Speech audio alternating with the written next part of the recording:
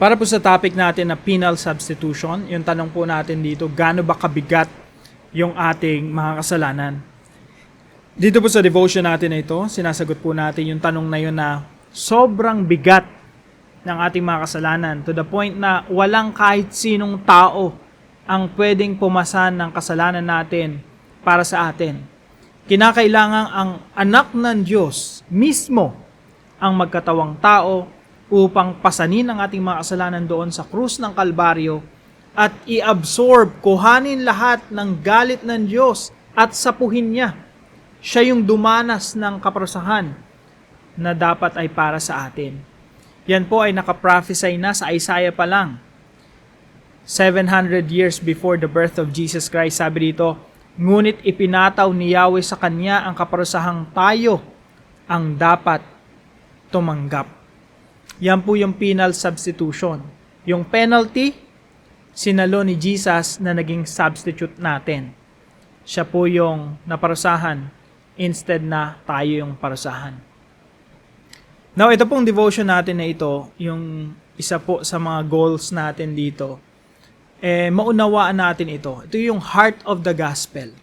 Ito po yung pinakapuso ng ebanghelyo na imposible mong maunawaan ang ebanghelyo ng Panginoon Jesucristo kung hindi mo mauunawaan yung penal substitution.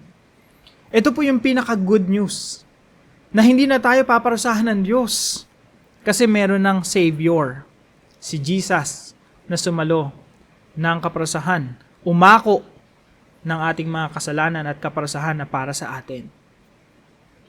Now, isa po sa gusto nating mangyari dito sa devotion natin na ito, ay maantig ang ating mga puso, na mapuno tayo ng pasasalamat at pagpupuri sa Diyos. Kasi tayo'y pinawalang sala na.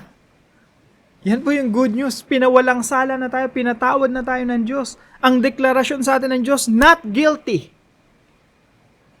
Kapatid, kahit gaano pa kabigat yung iyong mga kasalanan na ginawa in the past, hanggang sa kasalukuyan, lahat ng mga kasalanan na yon ay inalis na, pinawalang sala na, dahil si Kristo na yung umako ng kaparusahan na para sa iyo at para sa akin. We are declared righteous, not guilty, sa harapan po ng ating Diyos. Nawa, yan po ay magdulot ng mas malalim na pagsamba, pasasalamat, pagpupuri sa ating Diyos. So, by the end of this video, mga kapatid, hinihimo ko yung bawat isa sa atin. Pumunta tayo sa isang kwarto.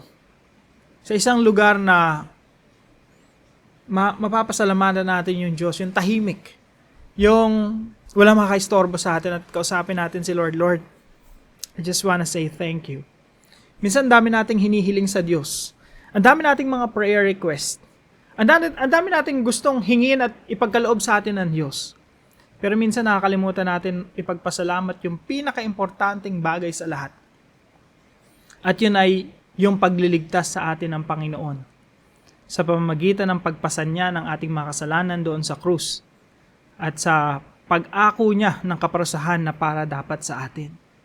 So why don't we just pause and talk to Jesus and say, Lord, wala akong prayer request this time. Wala akong gustong hingin sa inyo. Wala akong gustong sabihin maliban sa thank you. And I praise you.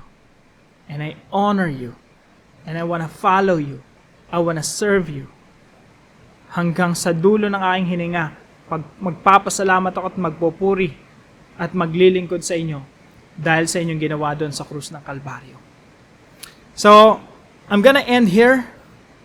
And let's just talk to God right now. Kausapin natin ang Diyos, magpuri at magpasalamat sa Kanya. Magandang umaga po. Magkita-kita po tayo muli bukas, 5:00 ng umaga, dito sa ating Daily Devotions.